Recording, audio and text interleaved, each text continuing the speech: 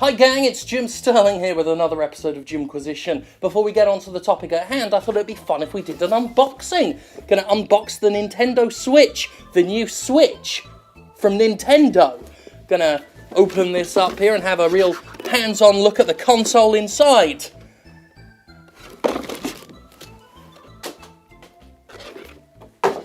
Dildo? I realise this is the third video in a row on a similar subject, and maybe you are expecting something about the Nintendo Switch today. I swear I'll get off the topic of absolutely mind-numbingly stupid video game developers eventually, but today now we gotta talk about stickly games. And if you're at all tired of watching developers reach into their diapers and fling their shit around, imagine how I feel. Apparently, I'm increasingly becoming the guy whose face they love to hurl that crap at the most. Why? How do they keep thinking it's a good idea? So STICLI Games, or Stickly, or Stykly, or what the fuck ever, is allegedly a 5-person game studio based in Cyprus. It put out an early access game called Airport Master, an airport simulator that's pretty boring and uneventful. Although it is in early access, it's another one of those severely undercooked experiences that got released long before it had enough content to justify charging money at any stage of development. It's not particularly remarkable at all. Aside from its eye-gouging menu design, near as I can tell, I'm the only critic who's actually looked at the thing, which is hardly surprising because it's a subpar unfinished airport sim in a world full of shitty to decent airport sims. Also, this part of the video is my actual official review for Airport Master, making it official product criticism, which it is, and I score it 3 out of 10. It's not as good as Breath of the Wild, which I've been enjoying on my Nintendo Switch and would much rather be talking about than dealing with these drivel-spouting incompetence. The footage I'm using to demonstrate my point visually falls under fair use rules, and to really hammer it into this studio's thick fucking head, I am not presenting Airport Master as my own video game.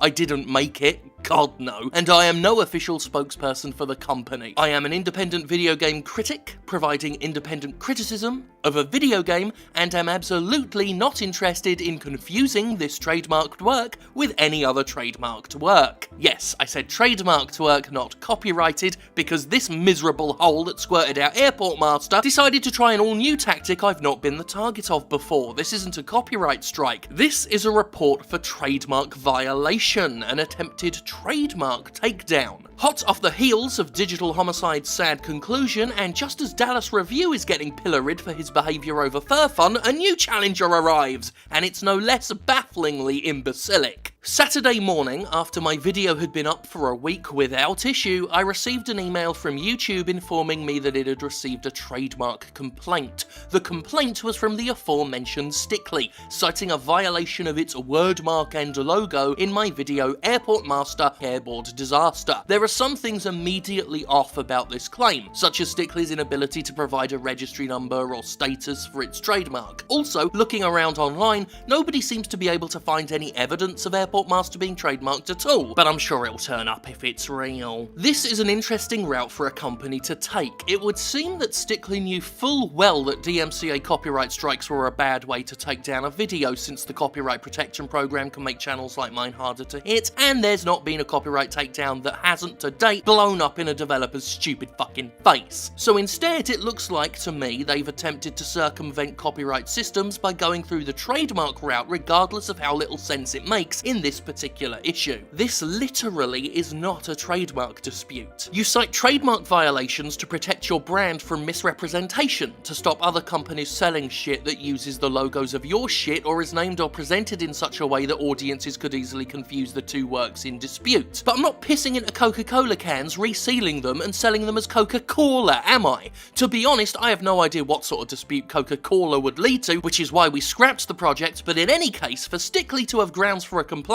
it would have to argue over copyright infringement, not trademark. It tried to go too big with this, and in doing so had the flimsiest premise for its activities. Like I said in my well-worded email that YouTube encouraged me to write, they basically brought a gun to a knife fight and left the bullets at home. For further flimsiness, let's look at what Stickly cites as evidence for this alleged trademark violation. It names an end-user license agreement you apparently adhere to when you install Airport Master, specifically Section 4, which reads, and I quote, quote, "Trademarks and rights to the software. The end user recognises that all the rights associated with the software as well as the rights related to the trademarks, royalties and copyrights are the property of Stickly Games and are protected by international laws and treaties. Any use of copyright holders, trademarks, imagery, content, videos, graphical elements, names, plot in any activity including but not limited to producing third-party video content, electronic and on-paper publishing, creation of promotional content, etc. is only possible with prior written permission of copyright holder." Right, so obviously it should go without saying that EULAs are not the legally binding contracts video game publishers wish they were. Yeah, companies small and big love these things and will fill them with all sorts of self-protecting, self-serving bullshit. But these little pretend contracts tend to overreach, and when they do, courts tend not to rule in their favour. You'll also note how this section constantly refers to Stickly as the copyright holder and doesn't really explain how third-party video content and the need to acquire written permission from Stickly to criticise its fucking video game pertains to trademarks. It's almost like this thing is complete and total bollocks written up by people who don't know what the fuck they're doing. Another fun note, one part of the EULA seems to attempt to one-up Steam's own policies, declaring that you cannot get a refund for Airport Master for any reason. This is of course incongruent with Steam's own refund system, which says you can get your money back in full for any purchase for any reason, provided you play less than 2 hours of it. Look at this arrogantly worded bollocks.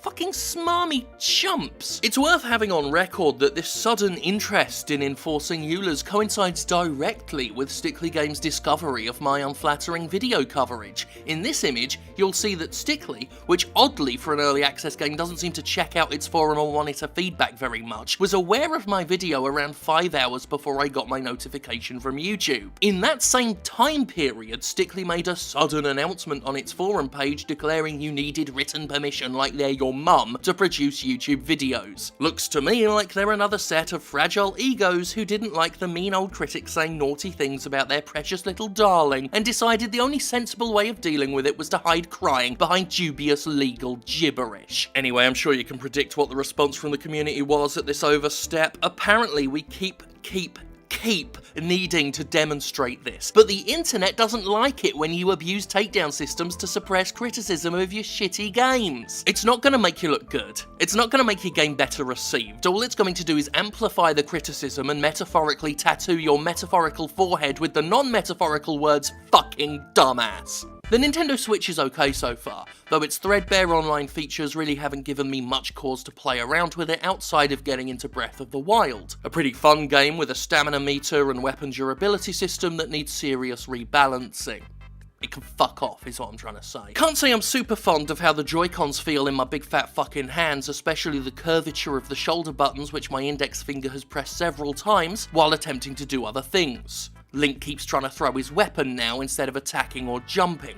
I've also really got to bend my thumb for the right sticks and the cramped as fuck buttons. Airport Master has accrued $10 on Indiegogo. It's a little bit short of its 58,000 buck goal. I will say the Switch's portable features are as impressive as all heckin' flip. It actually is quite the thing to dock with your Switch. Dock so fucking hard with your Switch and yank it out to take Zelda down the pub with you, where you can ignore all your friends while they talk about themselves and their fucking problems. I can see why Nintendo has steadily softened its marketing of the Switch as a home console, because it's so much less spectacular when used as such. Graphically, this was compromised to account for the handheld factor, and it's hard to be overly excited about a system that sports chugging, struggling frame rates. Sorry, other game critics, I know it's become popular to mock and bash those who give a shit about frame rates, but some of the stuttering in Breath of the Wild is just fucking pants. The fact the game actually performs better when undocked is just, well, let's just say it's very, very Nintendo. Playing Zelda, buddy? Do you like Zelda? Do you like Zelda? Oh, eat a Switch. Eat the Switch. Eat it. Stickly Games thinks it's being crafty. The trademark takedown skirts the usual process that puts the onus on the accuser to prove they have a legitimate claim. Your regular DMCA copyright strike would let you appeal the claim and force the claimant to either pursue you in court or ignore it for the 2 weeks it takes until YouTube lets the claims expire. This new method cuts out any appeal process, and so far it's hard to tell where YouTube would swing on this. As I write this part, Stickly has literally just replied to me claiming it's not seen my video, video, which is suspect, and that it doesn't want to stop criticism, but it does want me to take my video down. Wants me to take my video down, write to them, asking permission, and then re-upload the video, and No, that's not how this is going to work. That doesn't really work for me at all. I'm afraid you don't get to threaten me by saying you're taking my video down if I don't do it myself. Trying to match my patronising tone was cute, but ultimately, you won't win this one. With or without my collaboration. Even if everything goes as you anticipate and YouTube comes down in your favour, that won't be how this ultimately concludes. Because that's not the end of it. That's not the end of it by a long fucking shot. That's not where it ended for Digital Homicide, or Cobra, or Fun Creators, or Dentola Studios, or Dallas Review, or Digpex, or Wild Games Studio, Stickly Games. Or is that Russian software company Kamatoz Computing? Sorry, your company is just fascinating to research. Whoever you are, I'd do some homework and really bone up on what you're getting into here, because it's going to be really, really shit for you, friendo. Fucking damn, it's going to suck so much! The Nintendo Switch is okay. This, by the way, should have been a pack-in title.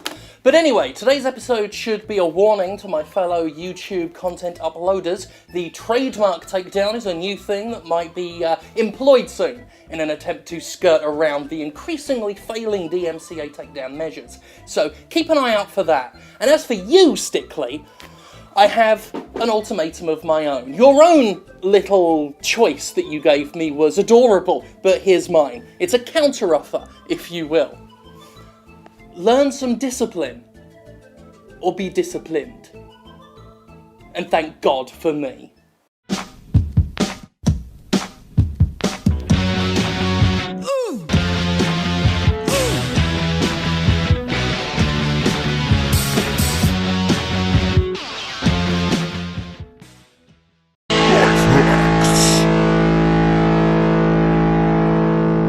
What up, YouTube? It's your boy Jim Sterling with another life hack, allowing you to live your life to the maximals. Today, I'm going to teach you how to live your life to the freshest. If you need to wash your hands with water, if, for example, you've just dropped some major toiletage, use soap. It's this new thing that I've discovered. This is coconut lime, and it just keeps your hands clean and everything so that you can, you know, rip tasty shreds. You know what I'm talking about? Like guitars and shit. I'm cool. Maximum. Extreme. Oh, it doesn't taste like coconut and lime. Oh. Why did I do that? I'm not even joking. Like, even for a bit, that was hot. I gotta use liquor switch cartridge. Liquor switch cartridge, take the taste out. Oh! Oh my God, they weren't joking about those either! Life hack!